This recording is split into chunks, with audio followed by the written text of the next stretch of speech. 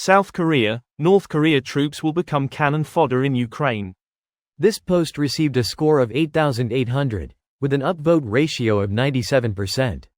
Here are the top comments in response to this article. And at the end of the day, those cannon fodders is gonna be used to occupy more Ukrainian lands. What should matter is what Ukraine's allies give to counteract this advantage Russia now has. Exactly. Just because NK's soldiers are the worst, doesn't mean they're insufficient for Russia's strategy of throwing more men at the problem. Unfortunately, it looks like Russia's solution seems to be working, and it will if we do not help. If I was Kim Jong-un, I wouldn't even necessarily want those 12K back. Why would I? I don't need him coming home telling everyone how Western weapons fucking obliterated him before they even knew they were under attack. Kim doesn't need that nonsense. It is easier to mock Russian troops and their allies than accept reality that Ukraine needs a lot more help than we are giving them. This cannon fodder is in the size of what? 10 to 15K combat troops? That's a lot more combat troops Ukrainians need to deal with than they can afford to. For comparison, this cannon fodder is bigger force than 1/3 of NATO member states has as total armed forces staff, and more troops than half of member states has direct combat troops. If North Korea can send troops, why the fuck is it escalating for NATO to do the same? The troops aren't in NATO borders. Because if a NATO soldier kills a Russian soldier, Russia will see it as an act of war and react accordingly. If a North Korean soldier kills a Ukrainian soldier, what's Ukraine going to do?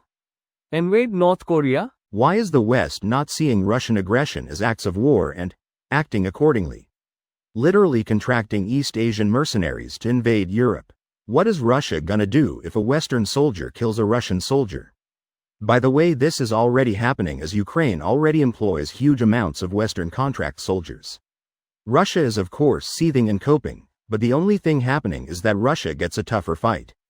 By the way, Russia already have set fire to military infrastructure within NATO countries, killed several people, tried to poison drinking water, cut communications cables, etc.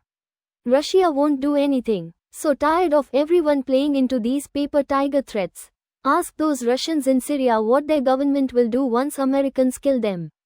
Nothing. Exactly. Russia is playing brinksmanship. Putin is many things, but he is not an idiot.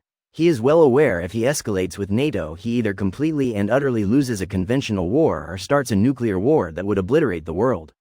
Neither is a happy ending for him. Even if he survives a nuclear war, he'll be dictator of a pile of ashes.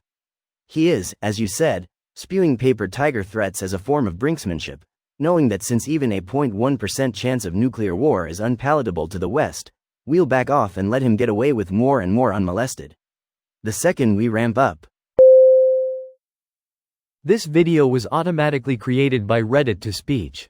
The article and comments in this video were selected from Reddit according to their upvotes, and any paraphrasing was performed by smmry.com, without any human intervention.